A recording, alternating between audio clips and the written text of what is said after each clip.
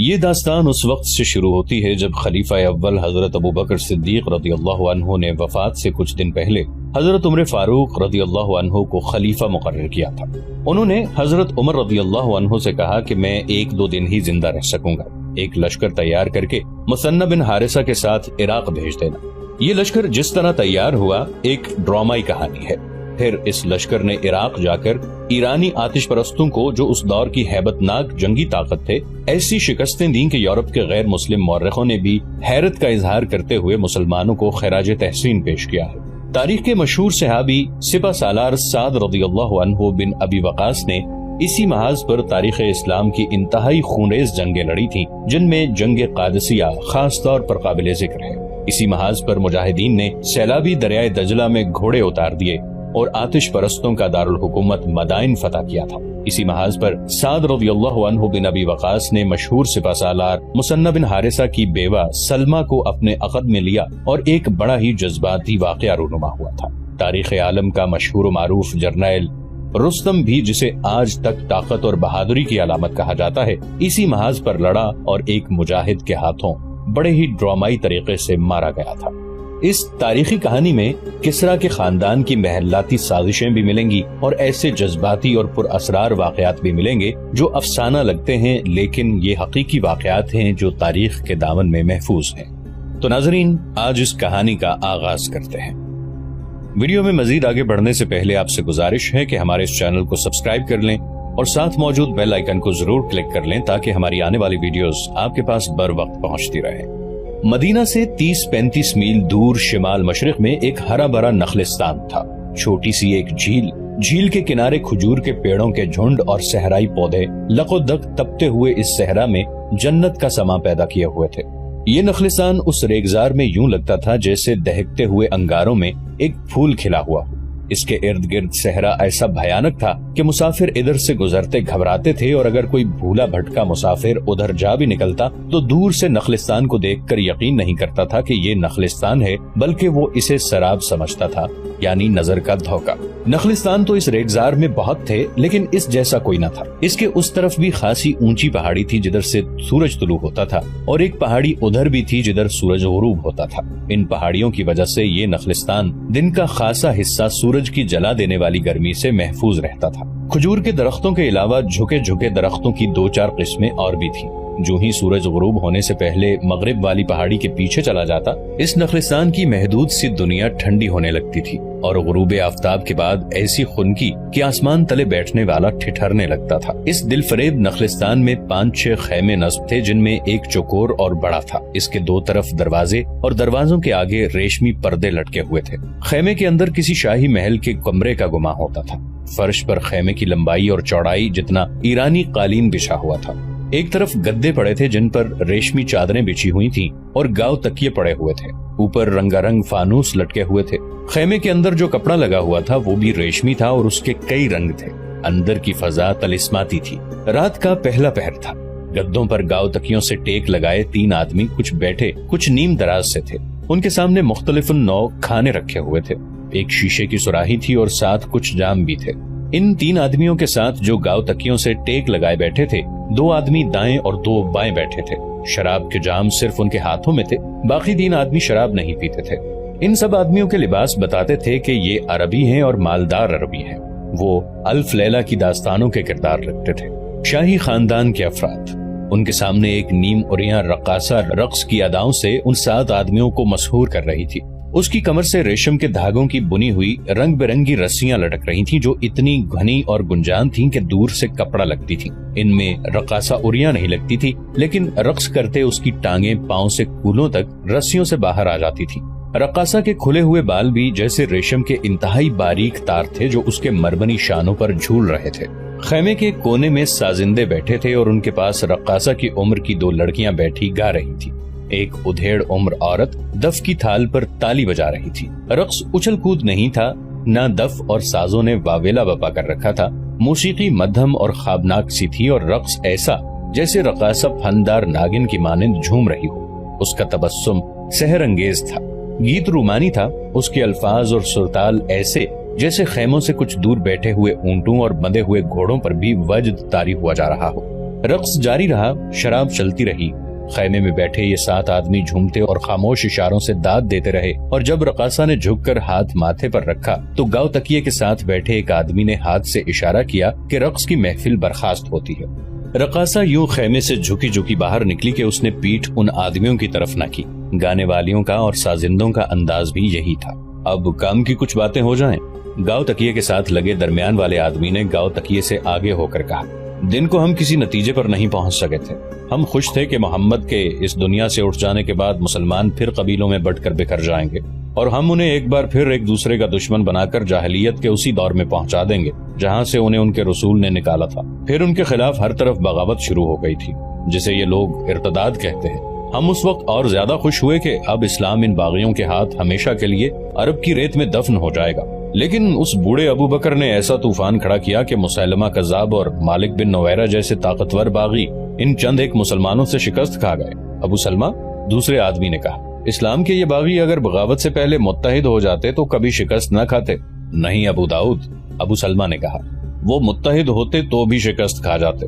یہ کہو کہ مسلمانوں کے پاس خالد بن ولید اور ابو عبیدہ نہ ہوتے تو یہ باغی شاید کامیاب ہو جاتے۔ خدا یہودہ کی قسم، اگر ہمارا منصوبہ ان لوگوں نے قبول کر لیا اور ہماری باتیں مان لی تو اسلام کا نام و نشان نہیں رہے گا۔ میں ایک بات کہوں ابو سلمہ، ایک اور آدمی بولا، تم کامیاب نہیں ہو سکتے۔ تم یہودی ہو اور تمہاری تاریخ میں صرف منصوبے ملتے ہیں، سازشوں کے منصوبے، قتل کرانے اور بھاگ نکلنے کے منصوبے۔ تمہیں میری بات سے رنج نہیں ہونا چاہیے۔ یہ نہ سمجھنا کہ میں نصرانی ہوں اس لیے یہودیوں کے خلاف بات کر رہا ہوں۔ تم کھل کر بات کرو اسحاق، ابو سلمہ نے کہا۔ ہم اس صورت میں ہی کامیاب ہو سکتے ہیں کہ ایک دوسرے کی خامیوں اور نقائص کی نشاندہی کریں۔ یہاں سوال میری ذات یا بنی اسرائیل کی توہین کا نہیں، ہمیں اسلام کا خاتمہ کرنا ہے، جس کے لیے بہترین وقت یہی ہے۔ تم چاروں نصرانی ہو اور ہم تینوں یہودی۔ میں اس وقت کو تصور میں لا رہا ہوں جب نصرانیوں اور یہودیوں میں اتحاد ہوگا۔ اب بات کرو۔ میرا مقصد کسی کی توہین نہیں، اسحاق نے کہا۔ میں کہنا یہ چاہتا ہوں کہ بنی اسرائیل جنگ سے گریز کرتے اور میدان جنگ سے دور رہتے ہیں۔ اگر ہم نصرانیوں کی طرح تم لوگ بھی جنگجو ہو جاؤ اور یہودی اور نصرانی متحد ہو جائیں تو یہی ایک ذریعہ ہے اسلام کے خاتمے کا۔ بہت وقت چاہیے، ابو سلمہ نے کہا۔ کئی سال لگ جائیں گے دونوں قوموں کو قریب لاتے۔ ہمارے دانشمند بزرگ کہہ گئے ہیں کہ کسی قوم کو تباہ کرنا ہو تو اس کی قیادت کو بد کردار بنا دو، اور جو کردار سے دستبردار نہیں ہوتا اسے ایسے خفیہ طریقے سے قتل کر دو کہ قاتل کا سراغ نہ ملے۔ کس کس کو قتل کرو گے؟ ایک اور نصرانی بولا۔ ابو بکر کو میں نے چند دن پہلے مدینے میں دیکھا ہے، وہ اتنا بوڑھا ہو چکا ہے کہ دنیا سے جلدی اٹھ جائے گا، اسے قتل کرنے کی ضرورت نہیں۔ لیکن یہ سوچ لو کہ اس کے بعد ابن الخطاب آ گیا تو مسلمانوں کا محاذ اور مضبوط ہو جائے گا اور اسلام شام کی سرحدوں سے بھی آگے نکل جائے گا۔ میں نے جو جاسوسی کرائی ہے وہ یہ ہے کہ ان کا پہلا خلیفہ ابو بکر خالد بن ولید کو دمشق کی طرف روانہ کر رہا ہے۔ خالد بن ولید کی بات کرتے ہو؟ ابو سلمہ نے کہا۔ دعا کرو کہ ابو بکر کے بعد خلافت عمر ابن الخطاب کو مل جائے۔ ان کے آپس میں اتنے زیادہ اختلافات ہیں کہ خالد بن ولید ابن خطاب کے ہاتھوں گمنامی میں چلا جائے گا۔ میں نہیں مانتا، اسحاق نے کہا۔ میں اس وقت مدینہ میں تھا جب عمر کے اکسانے پر ابو بکر نے خالد بن ولید کو بطاح سے بلایا تھا، کیونکہ اس نے ارتداد کے ایک قائد مالک بن نویرہ کو قتل کر کے اس کی انتہائی خوبصورت بیوی کے ساتھ شادی کر لی تھی۔ خالد جب مدینہ پہنچا تو سیدھا مسجد میں گیا، عمر وہیں تھا۔ ابن الولید کو دیکھتے ہی عمر اس پر برسا اور اس قدر لان تان کی جو بیٹا باپ کی بھی برداشت نہ کر سکے، لیکن خالد نے برداشت سے کام لیا کیونکہ عمر اس سے بڑا تھا اور ابن الولید اسلام کی تعلیمات کا پابند تھا۔ اس نے اپنی بے عزتی برداشت کر لی لیکن عمر کی عزت رکھ لی۔ اس قوم میں یہ جو خوبی پیدا ہو گئی ہے اسے ختم کرنا محال نظر آتا ہے۔ کیا تم کوئی آسان کام کرنا چاہتے ہو؟ ابو سلمہ نے کہا۔ اسی محال کو ہم نے آسان کرنا ہے۔ باتیں بہت ہو چکی ہیں، بہت دنوں سے ہم باتیں ہی کیے جا رہے ہیں۔ یہ حقیقت اپنے سینے پر لکھ لو کہ اسلام کی بیخکنی کوئی آسان کام نہیں۔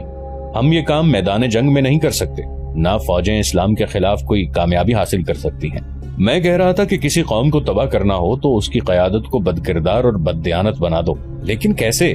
اسحاق نے کہا۔ میرا نظریہ بھی یہی ہے کہ اب باتوں کی بجائے کوئی عمل کیا جائے۔ کردار میں بدی خوبصورت عورت سے پیدا ہوتی ہے یا شراب سے؟ ابن داؤد نے کہا۔ مسلمان شراب نہیں پیتے۔ کیا تم نے دیکھا نہیں تھا کہ ایک روز ان کے رسول نے اعلان کیا کہ آج سے شراب حرام ہے، تو پانی کی طرح شراب پینے والے اہل اسلام نے اسی وقت شراب کے مٹکے اور شراب کی سراہیاں باہر گلیوں میں اونڈیل دی تھی۔ وہ پیالے توڑ دیے تھے جن میں وہ شراب پیتے تھے۔ ہم تو یہودی ہیں، شراب نہیں پیتے۔ ان نصرانی بھائیوں سے پوچھو جو شراب کے رسیا ہیں، انہیں کہو کہ شراب کی یہ سراہی اور اپنے سامنے رکھے ہوئے جام اٹھا کر باہر پھینک دیں تو یہ ہنس کر ٹال دیں گے یا یہ کہہ دیں گے کہ ایک دو دن بعد ہم شراب سے توبہ کر لیں گے۔ یہ توبہ نہیں کریں گے، لیکن مسلمانوں نے آنے واحد میں توبہ کر کے دکھا دی اور شراب کو ام الخبائث قرار دے دیا۔ ابو سلمہ اس طرح ہنسا جیسے اس کے سامنے بیٹھے ہوئے یہ آدمی کم عقل اور طفلان مکتب ہوں۔ مسلمانوں نے شراب چھوڑ دی ہے، ابو سلمہ نے کہا۔ عورت کا نشہ برقرار رکھا ہے۔ ایک آدمی خصوصاً سرداروں نے کئی بیویاں رکھی ہوئی ہیں اور وہ خوبصورت اور جوان لڑکیوں کی تلاش میں رہتے ہیں۔ یہ نہ بھولو کہ خوبصورت اور جوان لڑکی ایک ایسی طاقت ہے جس نے بڑے بڑے جابر اور جنگجو بادشاہوں کے تاج اپنے قدموں میں رکھوا لیے ہیں۔ ہم مرد کی اس کمزوری کو استعمال کریں گے، اور یہ بھی دماغ میں بٹھا لو کہ جو لذت بدی میں ہوتی ہے وہ نیکی میں نہیں ہوتی۔ مسلمان اپنے رسول کے اس وعدے پر نیک اور پاک ہو گئے ہیں کہ اگلے جہان انہیں جنت میں داخل کیا جائے گا، جہاں حسن و جمال والی حوریں ملیں گی اور شہد سے میٹھی شراب ملے گی۔ ہم ان لوگوں کو دنیا میں جنت دکھا دیں گے۔ بات آپ ہی کی درست معلوم ہوتی ہے، ایک اور نصرانی نے کہا۔ لیکن مسلمانوں پر جنگ و جدل کا جنون طاری ہو چکا ہے۔ یوں پتہ چلتا ہے جیسے ان کا کسی اور طرف دھیان ہی نہیں رکتا۔ تو یوں کریں کہ یہودیوں اور نصرانیوں کو تیار کریں کہ وہ ظاہری طور پر اسلام قبول کر کے ان کی فوج میں شامل ہو جائیں اور میدان جنگ میں انہیں دھوکہ دیں اور ان کی شکست کا باعث بنے۔ لیکن مجھے یہ کام بھی کچھ آسان نظر نہیں آتا، کیونکہ ان مسلمانوں میں صرف جوش جہاد اور شوق شہادت ہی نہیں بلکہ ان پر جہاد کا جنون طاری ہے۔ میدان جنگ میں اگر ان کا آدھے سے زیادہ لشکر مارا جائے تو باقی لشکر بھاگتا نہیں بلکہ پہلے سے دگنی طاقت استعمال کر کے اپنے مرے ہوئے آدھے لشکر کی کمی پوری کر دیتا ہے۔ یہ کام بھی وقت طلب ہے، ابو سلمہ نے کہا۔ یہ بھی آگے چل کر کریں گے۔ یہ تو تم سب کو معلوم ہے کہ ہمارے کئی آدمی مسلمانوں میں نظریاتی تخریب کاری میں مصروف ہیں۔ مسلمان اپنے رسول کی احادیث کے شیدائی ہوتے چلے جا رہے ہیں۔ انہیں کہیں سے پتا چلا ہے کہ محمد نے یہ بات بھی کہی تھی تو لوگ فوراً لکھ لیتے ہیں۔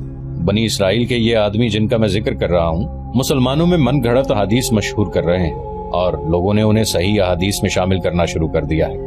ہم نے بنی اسرائیل کے کچھ پڑھے لکھے آدمیوں کو اس کام پہ لگا دیا ہے کہ وہ قرآن کا مطالعہ کریں اور دور دراز کے مقامات پر جا کر مسجدوں کے امام بن جائیں اور مسلمانوں کے ذہنوں میں قرآن کی غلط تفسیریں ڈالیں۔ ہم یہ محاذ کبھی کا کھول چکے ہیں، اب ہم عورت کو استعمال کریں گے۔ تم جانتے ہو کہ ساتھ والے خیمے میں جو 3 لڑکیاں ہیں انہیں ہم تیار کر چکے ہیں۔ میں آج تمہیں یہی بتانا چاہتا تھا کہ یہ مہم فوری شروع کرنی ہے۔ اس لڑکی کو ابن داؤد مسلمانوں کے روپ میں اپنے ساتھ لے جائے گا۔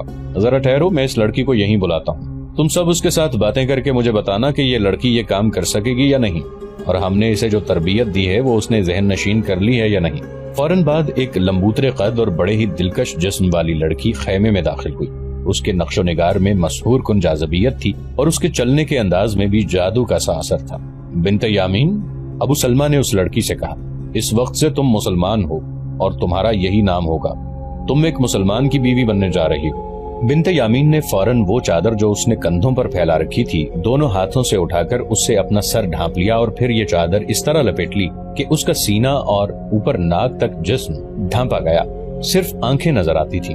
پیشانی پر بھی اس نے چادر لے لی تھی، پھر اس نے سر جھکا لیا۔ خیمے میں بیٹھے ہوئے ہر آدمی نے اس کے ساتھ کوئی بات نہ کی۔ لڑکی نے ہر بات اور ہر سوال کا موزوں جواب دیا اور جواب دینے کا انداز ایسا تھا جیسے وہ شرم و حیا سے مری جا رہی ہو۔ اور پھر اس سے پوچھا گیا کہ ایک مسلمان کی بیوی بن کر وہ کیا کرے گی۔ اس نے جو تربیت حاصل کی تھی اس کے مطابق تفصیلی جواب دیا۔ میرے ساتھ زیادہ باتیں نہ کریں، بنت یامین نے کہا۔ آپ کے تمام سوالوں کے جواب میرے عمل سے ملیں گے، جس کے لیے میں بالکل تیار ہوں۔ ابو سلمہ نے اسے اشارہ کیا کہ وہ چلی جائے۔ اس نے فوراً سر سے چادر اتاری اور پہلے کی طرح کندھوں پر پھیلا دی اور وہ اٹھ کر باہر چلی گئی۔ کیا خیال ہے؟ ابو سلمہ نے اپنے ساتھیوں سے پوچھا۔ باتوں کی حد تک لڑکی ہوشیار معلوم ہوتی ہے، اسحاق نے کہا۔ اس خیمے میں تو اس نے ہمیں مطمئن کر دیا ہے، دیکھنا یہ ہے کہ مسلمان کے خیمے میں جا کر یہ کیا کرے گی یا کیا کر سکے گی۔ اتنی حسین لڑکی کسی بھی مسلمان پر جادو کی طرح چھا سکتی ہے، ابو سلمہ نے کہا۔ ہمیں تمہاری ہر بات سے اتفاق ہے ابو سلمہ، ایک نصرانی نے کہا۔ ہمیں خوش فہمیوں میں مبتلا نہیں ہونا چاہیے۔ میں چاہتا ہوں کہ اپنے پچھلے ناکام تجربوں کو سامنے رکھیں۔ مسلمانوں کے خلاف ہماری ہر سازش ناکام ہوئی ہے۔ مجھے خیبر کا معرکہ یاد ہے۔ مسلمانوں کی قیادت ان کے اپنے رسول کے ہاتھ میں تھی اور مسلمانوں نے فتح حاصل کر لی تھی۔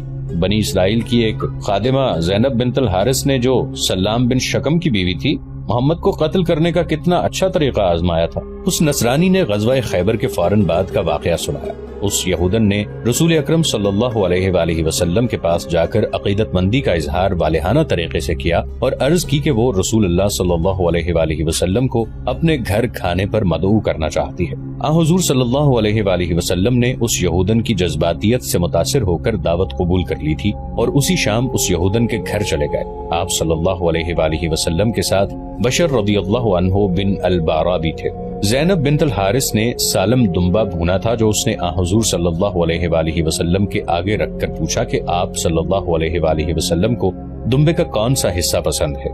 آپ صلی اللہ علیہ وآلہ وسلم نے دستی پسند فرمائی۔ زینب نے دستی کاٹ کر آپ صلی اللہ علیہ وآلہ وسلم کے آگے رکھ دی۔ بشر رضی اللہ عنہ بن البارا نے ایک بوٹی کاٹ کر منہ میں ڈال لی اور چبانے لگے۔ رسول کریم صلی اللہ علیہ وآلہ وسلم نے ایک بوٹی کاٹی اور منہ میں ڈالتے ہی اگل ڈالی اور فرمایا، ابن البارا، اس گوشت میں زہر ملا ہوا ہے۔ بشر رضی اللہ عنہ بن البارا بوٹی چبا رہے تھے جو انہوں نے اگل تو دی لیکن زہر لعاب دہن کے ساتھ حلق میں اتر چکا تھا۔ آپ صلی اللہ علیہ وآلہ وسلم غصے سے اٹھے تو یہودن نے فوراً تسلیم کر لیا کہ اس نے اس گوشت میں سریع الاثر زہر ملا رکھا ہے۔ اے محمد، زینب بنت الحارث نے بڑی دلیری سے کہا، خدائے یہودا کی قسم، یہ میرا فرض تھا جو میں نے ادا کیا۔ آج میں ناکام ہو گئی تو کل کوئی اور کامیاب ہو جائے گا۔ بشر رضی اللہ عنہ بن البارا نے اپنے حلق پر ہاتھ رکھ کر اٹھے اور چکرا کر گر پڑے۔ زہر اتنا تیز تھا کہ اس نے بشر رضی اللہ عنہ کو پھر اٹھنے نہ دیا۔ وہ زہر کی تلخی سے تڑپے اور فوت ہو گئے۔